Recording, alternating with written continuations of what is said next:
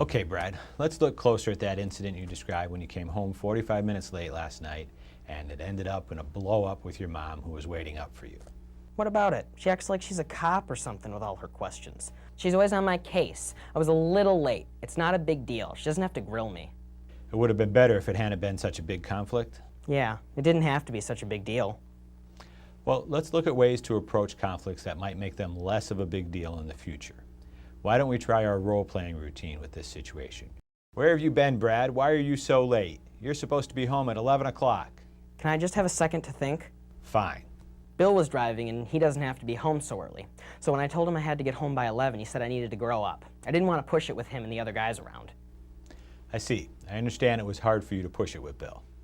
I'm glad you tried to get home on time. We do need to figure out how to deal with Bill when he's not allowing you to do what you need to do.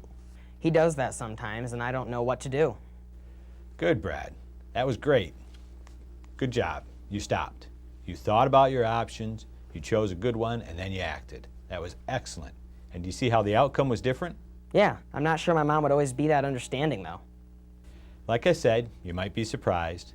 At the least, it seems worth finding out, doesn't it? Yeah.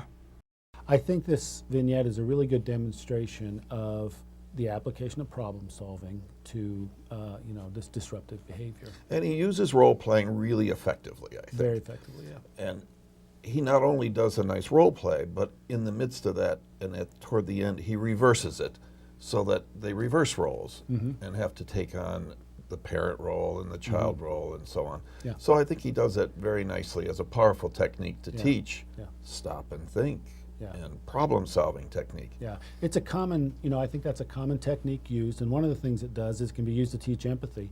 So put the client in mom's place, but it can also be used to help model how the client can go about problem solving. Yeah.